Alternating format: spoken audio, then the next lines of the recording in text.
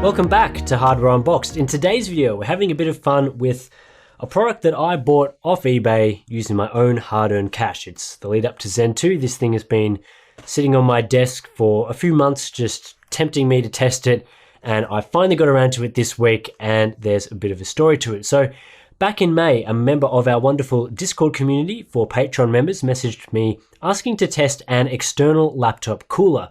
It was a while back, can't find the exact message, but they wanted me to see whether a $15 plastic box with a crappy fan inside can actually improve the cooling performance of a laptop, and they linked me to this eBay page. Now, as you can see, the listing is for a mini vacuum air extracting USB cooling pad cooler fan for PC notebook laptop. You can buy them brand new with free shipping for just 15 Australian dollars, which for our American viewers is about $10, and I'm sure there are equivalent products over there. The seller's name, of course, gave me a lot of confidence. Who wouldn't trust QCBJ 2018 with a 98.9% positive feedback rating? The main image for the listing shows that the red lightning coming out of your PC will be turned into blue lightning through the magic of this cooling box. One of the images does show the cooler increasing the noise levels in the room, which I found a bit strange. It's also easy to install. It has high-speed airflow, sufficient airflow for gaming, and supposedly provides better heat displacement. Better yet, it's low noise and will not influence its life by dust. And you can sleep right next to it, according to a picture as well. As for specs, there's a 75mm fan inside. It spins between 1500 and 3000 RPM, depending on what you set. It pushes up to 75.35 CFM of air and consumes 1.75 watts of power. And this is the actual product that arrived. As you can see, it's an Ice Troll game notebook cooling equipment. There's a bunch of Chinese writing on the box that I can't read.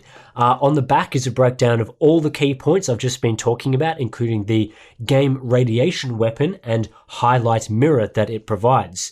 So let's take a look inside the box itself. Yeah, look, you get a whole bunch of stuff in here. We'll talk about all this stuff in just a moment.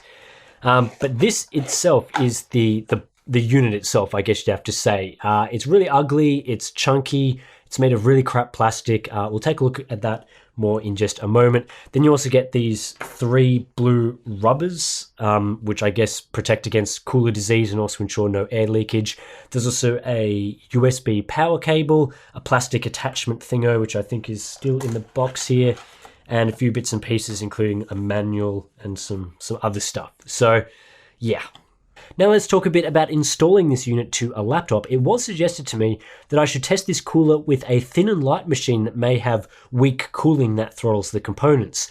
Problem with that is almost no modern thin and light machines are compatible with this style of cooler. The idea here is that you put the cooler next to the fan exhaust vent on your laptop, pretty much straight on it, except with modern ultra portables there is no fan vent that's actually accessible. My daily driver is an LG Gram, and this laptop's fan exhaust is built into the hinge. It's the same case with the Dell XPS 13 and 15, Razer Blade Stealth, HP Spectre line, Lenovo Yoga devices, most ASUS ZenBooks.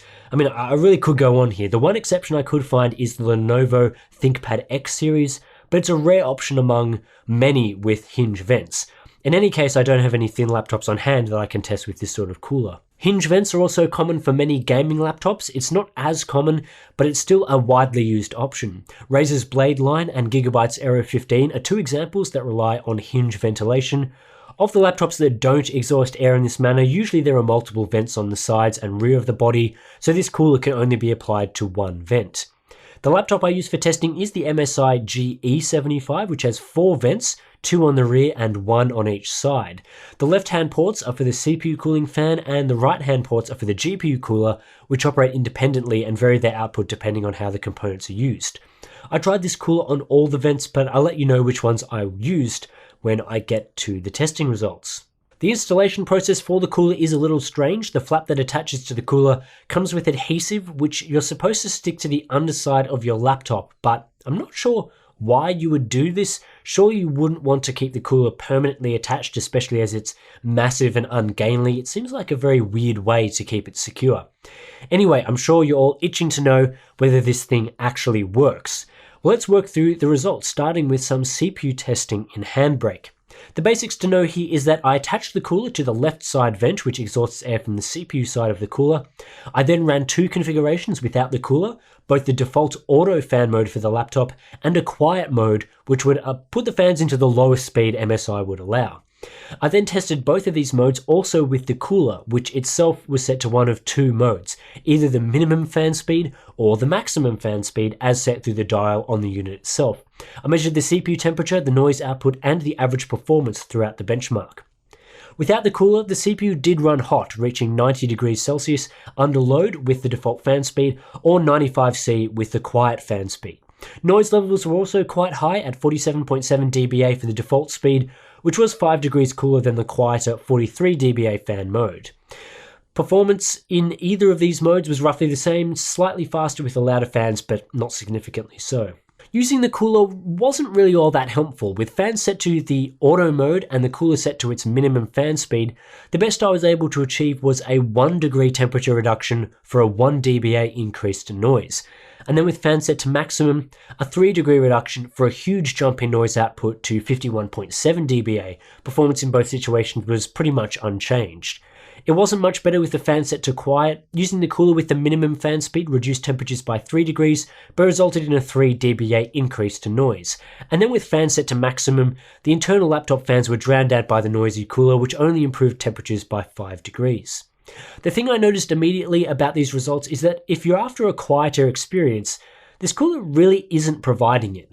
Increasing the fan speeds of the laptop itself was more effective at cooling the CPU and resulted in about the same increase to noise as using this external cooler. Achieving just a minimum noise output of 47 dBA with the cooler still made the laptop quite loud, so this isn't ideal for, say, quietening down your laptop and running it at a lower temperature but also making the fans a bit quieter. It also really has no impact on performance. This is because the CPU itself isn't throttling in any of these conditions tested here, as you'd expect from a good laptop cooler design, of course. So to further stress test the system and see whether it has any benefit in more constrained scenarios, I decided to block the other exhaust vent so that all air was forced out the single vent with the cooler attached.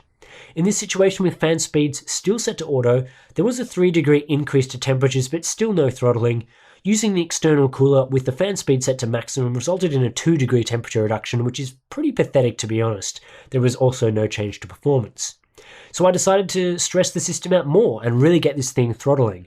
I did that by increasing the ambient room temperature from 21 degrees Celsius, the standard for our testing, to a hot Australian summer day of 40 degrees Celsius.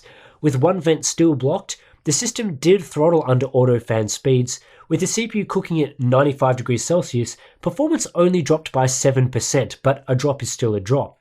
Add the cooler into the mix and, well, there was no difference to CPU temperatures. In fact, the laptop was still throttling at 95 degrees, but performance did improve. Rather than a 7% reduction to throttling, the system was now throttling by just 4%. Again, I guess a rather unimpressive result. So with all that testing done, I thought maybe this cooler would help with GPU temperatures. So I shifted it over to the back right vent and used the same testing method, auto and quiet fan speeds.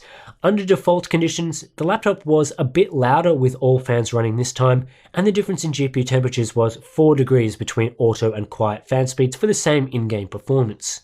Focusing on the quiet fan speeds now, using the external cooler laughably actually did nothing to affect performance. In fact, running at the cooler's minimum fan speed, GPU temperatures were identical and noise output increased by 2 dBA, so that's pretty useless.